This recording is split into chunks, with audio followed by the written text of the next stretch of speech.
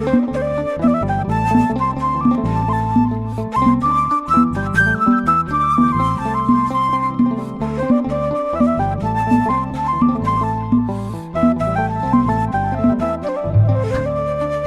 እግዚአብሔር ይብዛላችሁ በያላችሁበት ውድ የኖህ መርከብ ሚዲያ ቤተሰቦች እግዚአብሔር አምላካችን በድጋሚ ስላገናኘን ስሙ ይክበር ይመስገን። በዛሬው በኖህ መርከብ ሚዲያ ቆይታችን እንግዲህ ትናንትና የኢራንና እስራኤልን ጉዳይ በተመለከተ ያጋራኋችሁ መረጃ እንደነበረ ይታወቃል። ዛሬ ላይ እንግዲህ ያው የኢራን ይጠበቅ የነበረው መልሶ ማጥቃት በእስራኤል ላይ እንግዲህ የተለያዩ ሰው አልባ ድሮኖችና ባሊስቲክ ሚሳኤሎችን ወደ እስራኤል ወደ ቴል አቪቭ እንግዲህ ማስወንጨፏ ይታወቃልና በዚህም በተወሰኑ ቦታዎች ላይ ያው ዝርዝር መረጃ ይውጣ እንጂ ጉዳቶች እንደደረሱ የሚያመላክቱ መረጃዎች አሉ። ከምንም በላይ ግን እስራኤል በኢራን ላይ ያደረገችው ጥፋት ወይም ጥቃት ምናልባትም ከዚህ በፊት ከነበረው ቢበልጥ እንጂ ያነሰ እንዳይደለ ነው እየተነገረ ያለው። እነዚህ ሁለት ሀገራት በምን አይነት መልኩ እንዳሉ ያው በምድራችን ላይ ምንም አይነት ነገር ብንፈልግ ለነዚህ እንደ ሁለቱ ሀገራት በጥላቻ የሚፈላለግ ወይም ደግሞ በደመኝነት በእኛ ሀገር ቋንቋ የሚፈላለግ የለም ማለት ይቻላል። እስራኤል ብዙ ጊዜ የምታነሳቸው ነገሮች አሉ። ከዚህ በፊትም ስትናገር እንደነበረው በመካከለኛው ምስራቅ ላይ ለእስራኤል ትልቋ ስጋት ኢራን እንደሆነች ይነገራል። ሁሌም እንግዲህ ኒውክለር እንዳትታጠቅም ሁሌ ያው ግፊት ታደርጋለች። ለምን ኢራን ኒውክለር ካጣጠቀች ማለት በአንድ ተኩስ ብቻ እስራኤልን ከምድረ ገጽ ወይም ከካርታ ላይ አጥፋኛለች የሚል ስጋት አለ። በእስራኤል ብቻ ሳይሆን በአሜሪካም ዘንድ ያው እንደምታውቁት እንግዲህ በነገራችን ላይ ይሄ የሰሞኑ የኦፕሬሽን ራይዚንግ ላዮን የሚለው የእስራኤል ዘመቻ ከመደረጉ በፊት የአሜሪካው ፕሬዝዳንት ዶናልድ ትራምፕ ከኢራኑ መሪ ጋራ የ60 ቀን ከኒውክለር ጋር በተገናኘ ድርድር እያደረጉ እንደነበረ ነገር ግን ኢራን ለዚህ ድርድር በጎ ምላሽ እንዳልሰጠች ያው የተነገረው ነገር ያንንም መነሻ ማድረግ እንግዲህ በ61ኛው ቀን ላይ ምንም አይነት ፖዚቲቭ የሆነ ነገር ባለመታየቱ ምክንያት እስራኤል እንደ አይነት ያጸፋ እርምጃ እንድትወስድ ምክንያት ሆኗታል የሚል ዘገባዎችንም እያየሁ ነበርና እንግዲህ ኢራንም በዚህ ደረጃ በእንደ አይነት መልኩ መልሳ ያጸፋ መልሱን ሰጥታለች። ግን እንደ ሞሳድ እንዳደረገው አይነት ጥፋት በእስራኤል ላይ ደርሷል ማለት አንችልም። እስራኤል ማለት አሜሪካ ማለት ስንል እንደነበረው ሁሉ ያው በይፋ ኦፊሻል አይን ነገር እንጂ የአሜሪካ የዚህ የባሊስቲክ ሚሳኤልና ሰው አልባ ድሮኖች በሚተኮሱበት ሰዓት እነሱን የሚያከሽፍ የአየር መቃወሚያ ለእስራኤል ድጋፍ ወይም ሰፖርት እያደረገች እንደነበረም ውስጡን የሚነገሩ መረጃዎች አሉ።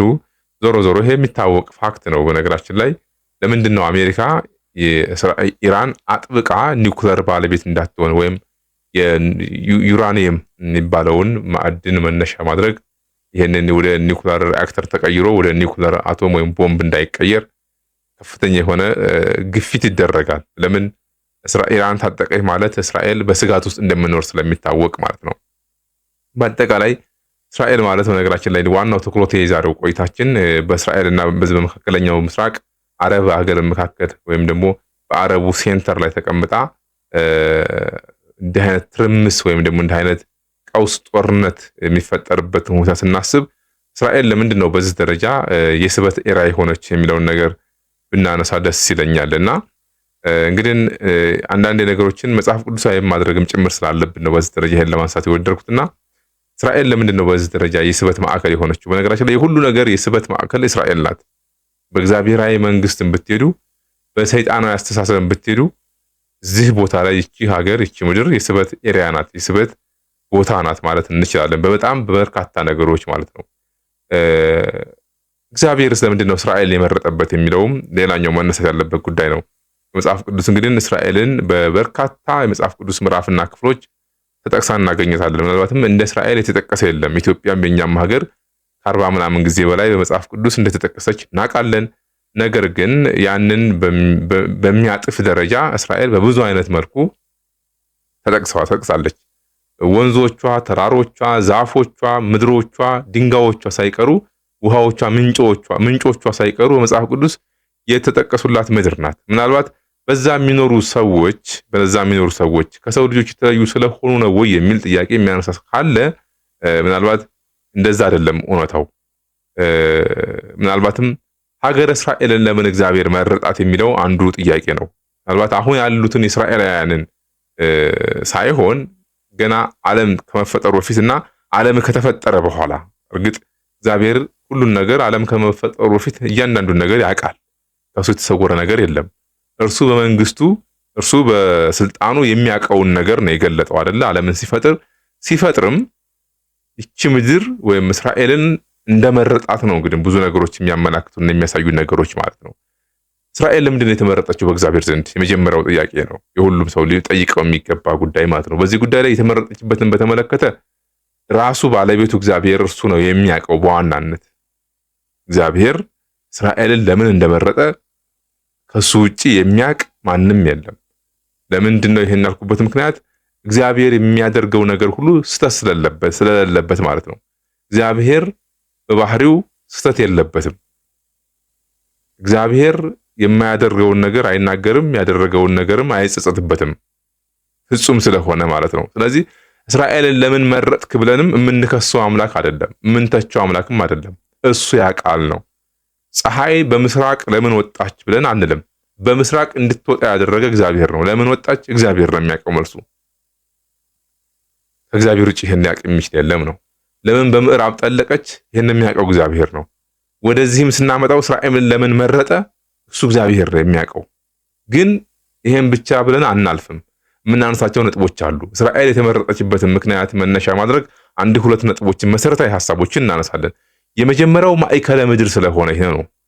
እዛ የተፈጠሩት ሰዎች የተለዩ ከሰው ሁሉ የተለዩ ከኖህ ልጆች ከካም ያፌትና ከሴም የተለዩ ስለሆኑ ወይም ደግሞ አንዱ ካንዱ ስለሚበልጥ አይደለም። ጥቁር ነጭ ስለሆነ አይደለም። ወይም ደግሞ በቆዳ ከለር እኛ ከረንትሊ ዓለም ላይ እንደምናየው ይሄ በመከፋፈል እርስ በርስ መበላላት አንዱ አንዱን ዝቅ በማድረግ አፍሪካ ገና ተፈጥሮ ያልጨረሰ በኢቮሉሽን የመጣ ብለው ነጮቹ እንደሚሰጡን ስያሜ አይደለም። እግዚአብሔር እንደዛ አይደለም። እግዚአብሔር ሁሉንም በአምሳሉና በአርአያው ነው የፈጠረው። በአምሳሉና በአርአያው ነው። ስለዚህ እዛ ያሉ የሰው ልጆችም የተመረጡበት ምክንያት እግዚአብሔር ነው የሚያውቀው። እሱ የወደደውን ማድረግ ስለሚችል ድንግል ማርያምን መረጣት አይደለ? ሲመርጣት ለምን መረጣት ብለን አንከራከርም። የመረጠውን ነገር እኛ እንደነቅበታለን፣ እናመሰግነውም አለን ማለት ነው። ስለዚህ እስራኤልን ለምን መረጠ ብለን አንልም ነው። በዋናነት ግን ሁለት ምክንያቶች አሉ። መጀመሪያው ማዕከለ ምድር ስለሆነች ነው። እግዚአብሔር ፈታዬ በጽድቅ ነው። ማዕከለ ምድር ማለት የምድር ሁሉ እምብርት ማለት ነው። የምድር ሁሉ እምብርት ማለት ነው። ማዕከል ሴንተር ነው። ሁሉ ነገር የሚገናኝበት ቁልፍ ቦታ ማለት ነው ባጭሩ። ስለዚህ እስራኤል የምድር እምብርት ናት። ይሄንንም ለመሆኗ በመጽሐፍ ቅዱስ የተጻፉ በጣም በርካታ ነገሮችን እናገኛለን። ለምሳሌ የተወሰኑትን ማንሳት እንችላለን። እግዚአብሔር ግን ከዓለም አስቀድሞ ንጉስ ነው ይላል ነብይ እግዚአብሔር ቅዱስ ዳዊት። በምድር መካከልም መድኃኒትን አደረገ። መዝሙረኛው ቅዱስ ዳዊት እግዚአብሔር ግን ከዓለም አስቀድሞ ንጉስ ነው፣ በምድር መካከልም መድኃኒትን አደረገ። መዝሙር 73 ላይ ከቁጥር 12 ላይ ስንመለከት ይሄንን ቃል እናገኘዋለን። በየት መካከል ነው የሚለው? በምድር መካከል መድኃኒትን አደረገ። ምን አይነት መድኃኒትነትን? ስጋውን ቆርሶ ደሙን አፍሶ በመስቀል ላይ የተሰቀለባት ቦታ እስራኤል ናት። ማዕከለ ምድር ነው። ስንጠራ እንኳን ኢቭን መካከለኛው ምስራቅ እያልን የምንጠራው አይደለ? ይሄ የአረቡን ዓለም መካከለኛው ምስራቅ ብለን እንጠራዋለን። ከዛም ደግሞ በጣም ስፔሲፊካሊ እስራኤል ማዕከለ ምድር ተብላ ትጠራለች። የምድር እምብርት ስለሆነች እግዚአብሔር መረጣት። ለምንድን ነው የሆነበት? ማዕከላዊነት ማለት ሚዛኑን የጠበቀ እንደማለት ነው። እግዚአብሔር ለማንም የማያዳላ ፈታዬ በጽድቅ መሆኑንም የገለጠበት ነው ማለት ነው። እግዚአብሔር ለማንም አያዳላም። ለዛ ነው ለሴም ለካም ለያፌት ብሎ አይደለም፣ ለሰው ልጆች ሁሉ ነው ድነት ያደረገው። በነገራችን ላይ በማዕከለ ምድር ላይ በመስቀል ላይ ተሰቅሎ ዓለምን ሲያድን የሞትኩት የተሰቀልኩት ለነጩ ለጥቁሩ አይደለም፣ ለአፍሪካዊው፣ ለአውሮፓዊው፣ ለእስያዊው ብቻ አይደለም፣ ለሰው ልጆች ሁሉ ነው ሲል በማዕከለ ምድር ላይ ተሰቀለ። በማንኛውም ዓለም ዞራችሁ ሴንተራችሁን የምታገኙት እስራኤል ላይ ነው። ሚዛናችሁን ወይም ደግሞ ምድርን ብለኩ ወይም ደግሞ ምድራችንን ብትመለከቱ ሴንተሯ የምድር እምብርት እዛ ነው። እያንዳንዳችን ሰው ልጅ ሲፈጠር እምብርት አለው አይደለ? ማዕከል ሴንተር ሆዳችን ላይ አለ። እናቶቻችን በእትብት መልኩ ምግብ የሚሰጡበት ማለት ነው። ሆዳችን ላይ ያለው እምብርት ሴንተሩ ማለት ነው። ምድርም በተመሳሳይ ሴንተር አላት፣ እምብርት አላት። ኬክሮስና ኬንትሮስ የሚለውን አስተምሮ ተዉትና በስነ ስርዓት በእግዚአብሔራዊ በተፈጥሮ ሕግና ስርዓት መሰረት የምድራችን እምብርት ማዕከል እስራኤል ናት። ስለዚህ እግዚአብሔር አንዱ እስራኤልን ማዕከለ ምድር አድርጎ የመረጠበት ወይም እስራኤልን የመረጠበት ለምንድን ነው ካልን የምድር ማዕከል ስለነበረች የሚለው መጀመሪያው ምክንያት ነው። ሌሎች እኛ የማናቀው ራሱ ባለቤቱ እግዚአብሔር የሚያቀው ሰው የማያቀው ምክንያት እንዳለ ሆኖ በሰው ደረጃ ለሰው አእምሮ ይመጥን ዘንድ የተነገረ ምክንያት ግን አንዱ ማዕከለ ምድር ስለሆነች እግዚአብሔር እስራኤልን መረጠ። ምክንያት አለው። ይሄንን ሲመርጥ ሌሎች የምናነሳቸው ነገሮች ደግሞ በርካታ ጉዳዮች ይኖራሉ። የመጀመሪያው ግን የዓለማችን የምድራችን በእግዚአብሔር መንግስት በሰይጣን መንግስት የስበት ኤሪያ የሚባለውን ነገር ለይቶ መናገር የመጀመሪያው ነጥብ ስለሆነ ነው በዚህ ደረጃ እንድንነጋገር የፈለግኩት ማለት ነው። ስለዚህ ማዕከለ ምድር ስለሆነች እግዚአብሔር መረጣት። እግዚአብሔር ግን ከዓለም አስቀድሞ ንጉስ ነው፣ በምድር መካከልም መድኃኒትን አደረገ ይለናል። በምድር መካከል ማለት በእስራኤል ማለት ነው። ሁለተኛው አጽመ አዳም ተቀብሮ የነበረው በእስራኤል ነበረ። አጽመ አዳም ማለት የንፍር ውሃ ካለፈ በኋላ ኖህ አባታችን አዳምን በኖህ መርከብ ውስጥ አስከሬኑን እንደ ታቦት እየተጠቀሙ ይኖሩ ነበረ። መጨረሻ ላይ ግን ንፍር ውሃው ከጠፋ በኋላ ምድር ከደረቀች በኋላ ሴምን እግዚአብሔር ባዘዘህ ቦታ ላይ የአዳምን አስከሬን ወስደህ አስቀምጥ ብሎት ነበረ ይላል። ከዛም ሴም እንደገና መልከ ጸዲቅን ከእናትና ከአባቱ አሰናብቶ እርሱን ይዞ እግዚአብሔር መልአክ እየመራቸው ወደ ማዕከለ ምድር ሄደው በጎለጎታ በዛ መቃብር ቆፍረው ወይም እንደውም የሚለው ምንድነው መሬት ተሰነጠቀች። ማዕከለ ምድር ላይ የክርስቶስ መስቀል የቆመበት የአዳም መቃብር ነው። ታውቃላችሁ፣ አዳምን ሊያድን ነው የመጣው። በአዳም መቃብር ላይ መስቀሉ ቆመ። ማዕከለ ምድር ስለሆነች ለአዳም ያፈሰሰው ስጋና ደም ለሰው ልጆች ሁሉ ለአዳም ልጆች ሁሉ ነው ደሙን ያፈሰሰው ስጋውን የቆረሰው ለሚጠቀምበት ላመነበት ሁሉ ማለት ነው። ላላመነበትም አያስገድድም እግዚአብሔር ነው ቅሉ። ስለዚህ አጽመ አዳም በዚች በእስራኤል ምድር ላይ በማዕከለ ምድር ላይ ይገኝ ስለነበረ እግዚአብሔር እስራኤል መረጣት ማለት ነው። እዛ ቦታ ላይ ሲደርሱ ሴምና መልከ ጸዲቅ እግዚአብሔር መልአክ እየመራቸው ሲሄዱ ቦታው ላይ ሲደርሱ መሬት ተከፈተች ነው የሚለው። ስትከፈት እዛ ተከፈተው መቃብር ወይም መሬት ውስጥ አስገቡት የአዳምን አስከሬን። ከዛን ሰዓት ጀምሮ ሴም መልከ ጸዲቅን ከዚህ ሰዓት በኋላ አንተ መኖሪያህም ውሎህም አዳርህም እዚሁ ነው፣ እየጸለይክ ዕጣን እያጠንክ እያገለገልክ የአዳምን አጽም እንደ ታቦት አድርገህ እግዚአብሔርን አገልግል ብሎት ትቶት እንደሄደ ይነግረናል። ገድለ አዳምን አንብቡት ታገኙታላችሁ። ሌሎች መጽሐፍቶችን ብታነቡ ታገኙታላችሁ። እስራኤልን እግዚአብሔር በዚህ ምክንያት መረጣት፣ አጽመ አዳም እዛ ስለነበረ። ኦሪት ዘፍጥረት ምዕራፍ 3 እንደሚነግረን አዳም ከገነት ከተባረረ በኋላ ወደዚህ ምድር ነው የወረደው። ወደዚህ ምድር ከወረደ በኋላ መጨረሻም የሆነችው እዚህ ምድር ላይ 930 ዓመት ሙሉ ሲኖር በዚህ ምድር ላይ ሲንቀሳቀስ የመጨረሻው ግብአተ መሬቱም የተፈጸመው እዚቹ እስራኤል ማዕከለ ምድር ላይ ነው። ማዕከለ ምድር ላይ እስራኤል ናት። ስለዚህ እቺ ምድር የስበት ኤሪያ ናት። በተመሳሳይ መጽሐፍ ሄኖክ ላይ ሁሌ እንደማነሳው ዘፎሎን ኤንጀልስ የሚባሉት እነኚህ የወደቁ መናፍስት በኖህ ዘመን ምድር ለንፍር ውሃ እንዲበቃ ምክንያት የሆነበት ተራራ የሚገኘው የአርሞኒየም ተራራ እዚህ ምድር ነው። ቤተክርስቲያን የተመሰረተችው እዚሁ ምድር ላይ ነው። በክርስትናውም በእስልምናውም ስትሄዱ ሁለቱንም ሃይማኖት ስትመለከቱ ምንጫቸውን እዛ ነው የምታገኙት። ስለዚህ ይሄ ቦታ ከፍተኛ የሆነ የስበት ኤሪያ ነው ማለት ነው። እግዚአብሔር ወይም ኢየሱስ ክርስቶስ የተወለደበት፣ ያደገ፣ ያስተማረ፣ የሰበከበት፣ ሕሙማን የፈወሰበት፣ ያረገበት፣ ስንት ተአምር የተጠመቀበት ሁሉ ነገር ያደረገውም እዚችው ምድር ላይ ነው። የስበት ኤሪያ ናት እምላችሁ። ዳቢሎስም በተመሳሳይ ለሱም የስበት ኤሪያ ናት ቦታ። ብዙ የጣዖት አምልኮችን ወይም ደግሞ ቅድም ያልኳችሁ በኖህ ዘመን ላይ የወደቁ መናፍስት የሚባሉት ዘፎለን ኤንጀልስ የሚባሉት የተማከሩበት የዳቢሎሳዊ አሰራር የተወሰነበት ቦታ ዘፎሎን ኤንጀልስ የአርሞኒየም ተራራ ወይም ደግሞ በመጽሐፍ ቅዱስ እንደተገለጸው ክርስቶስ በፊልጵስዩስ ቂሳሪያ ቤተክርስቲያን እንደመሰረታት። ፊልጵስዩስ ቂሳሪያ ማለት ከአርሞኒየም ተራራ ፊት ለፊት የሚገኝ ቦታ እንደሆነ ነው ብዙ መዛግብቶች የሚያስረዱን። በሲኦል በርና ደጅ ቤተክርስቲያን እንደመሰረታት ቅዱስ መጽሐፍ ይነግረናል።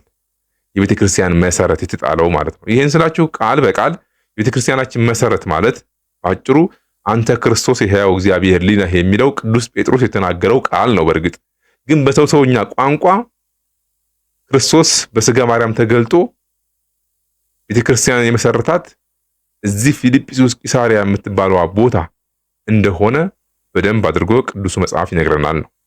ስለዚህ እቺ ቦታ የስበት ኤሪያ ናት ነው። አሁን ላይም የምንመለከታቸው ዓለም አቀፍ የሚሆኑ ወይም ደግሞ የዚህ አዲስ ዓለም ስርዓት እንቅስቃሴን ስንመለከት አንደኛ ዓለም ጦርነት፣ ሁለተኛ ዓለም ጦርነት እያልን የምናነሳቸው ከዚህ ውጭ ያሉ ዓለማችን ላይ ያሉ ጦርነቶችም ከዚች ዓለምና ከዚህ ምድር ጋራ ምን አይነት መጽሐፍ ቅዱሳዊ ግንኙነት እንዳላቸው ከዚህ በፊትም አንስቻለሁ፣ ወደፊትም እናነሳቸዋለን። ስለዚህ በሁለት ምክንያት እስራኤልን እግዚአብሔር መረጠ ነው። አንዱ ማዕከለ ምድር ስለሆነች፣ ሁለተኛ አጽመ አዳም እዚች ምድር ላይ ተቀብሮ ስለነበረ የሚለው ሁለቱ ገዢ ምክንያት ማዕከለ ምድር ለመሆኗ ማረጋገጫ ነው ማለት ነው። በሌላ በኩል ማረጋገጫ ለመሆኗ እግዚአብሔር ግን ከዓለም አስቀድሞ ንጉሥ ነው የሚለውን ከጠቀስን በኋላ ወይም ደግሞ በምድር መካከል መድኃኒትን አደረገ ብሎ ዳዊት እንደነገረን ሁሉ በተመሳሳይ ኢትዮጵያዊቷ ንግሥት ሳባም ከምድር ዳርቻ እንደመጣችና የሰለሞንን ጥበብ ልታደንቅ እንደመጣች ከምድር ዳርቻ ይላታል። ከምድር ዳር ማለት በቀላሉ ወደ እስራኤል ሄደች ማለት ማዕከል ነች ማለት ነው። የኛ ያለንበት የምድር ዳርቻ ከሆነ የእስራኤል ደግሞ ማዕከል መሆኑን ከዚህ በላይ ማረጋገጫ የለንም ማለት ነው። ይህም የማቴዎስ ወንጌል ምዕራፍ 12 ቁጥር 42 ላይ ስትመለከቱ በደንብ ታገኙታላችሁ ማለት ነው። ስለዚህ እስራኤል በዚህ ምክንያት ማዕከለ ምድር ተብላለች ነው። ከክርስቶስ ልደት በፊት የነበሩት አባቶቻችንና አብርሃምና ይስሐቅና ያዕቆብን ስናነሳ ያው እስራኤል ማለት የ12ቱ የያዕቆብ ልጆች መጠሪያ ስም ነው። 12 ልጆች ወለደ ያዕቆብን። ከዚህ በኋላ አንተን ያዕቆብ አልልህም እስራኤል ብዬ እጠራሃለሁ አለው እግዚአብሔር። እስራኤል ተባሉ 12ቱ ነገድ እስራኤል። ከ12ቱ ነገድ እስራኤል በዋናነት አሁን ላይ ጁሽ የምንላቸው አይሁድ የይሁዳ ነገድ የምንላቸው ናቸው በዋናነት ዓለማችንን ረን እያደረጉ ያሉት። በነገራችን ላይ እዚሁ አሁን ፍልስጤም ጋዛ ምናምን የምትሉት ኢራን ምናምን እያልን የምንጠራው በእስልምናው ኢቭን በፍልስጤም ምናምን ያሉት ከዚሁ ከያዕቆብ ልጆች የተወለዱ በጣም በርካታ ናቸው። ግን የይሁዳ ነገድ ነጥሎ መሲህ ይወለዳል የተባለው ከማንም ነገድ አይደለም። ከዮሴፍ አይደለም፣ ከቢንያም አይደለም፣ ከኤፍሬም አይደለም፣ ከሌላም አይደለም፣ ከይሁዳ ነው። ዓለማችንም ለዛ ነው ጁሾች ወይም ደግሞ አይሁዶች የምንላቸው ዓለምን እየመሩ ያሉት ወደፊት መሲህ ለማንገስ እየሰሩ ነው ያሉት የምንለውም ለዛ ነው። በጣም ብዙ ነገሮችን ልናነሳ እንችላለን። በዋናነት ዛሬ ግን እስራኤል ለምን በእግዚአብሔር ዘንድ ተመረጠች የሚለው ሁለቱ ነጥቦች መሰረታዊ ነጥቦች ስለሆኑ ነው ላነሳላችሁ ፈለኩትና ስለዚህ ከዚች ምድር ጋር ተገናኝቶ በ70 ዓመተ ምህረት ከዚህ ተሰርችበታለሁ የሰለሞን ቤተ መቅደስ መፍረስ፣ እስራኤል እንደ ሀገር ከካርታ ላይ መጥፋት፣ እቺ በእግዚአብሔር የተመረጠች ሀገርና ምድር ለምን ከካርታ ላይ ተፋቀች ነው። በ70 ዓመተ ምህረት ድጋሚስ እንደገና ደግሞ እንደ ሀገር ተመሰረተች ነው። የሷ መመስረት ዓለማችን ላይ የፈጠረው ቀውስ እንዲተዘርዝሮ የሚያልቅ አይደለም። ይሄ ስክራምብል ኦፍ አፍሪካ የዓለማችን ላይ የኮሎናይዜሽን ታሪክ በእኛ ዓለም ጦርነት ሁሌም ማንሳው ሁለተኛ ዓለም ጦርነት እናሳቸው ሁሉ ከዚህ ከማዕከለ ምድር ከምትባለው እስራኤል ከምትባለው ሀገርና ምድር ጋር የሚገናኙ ናቸው።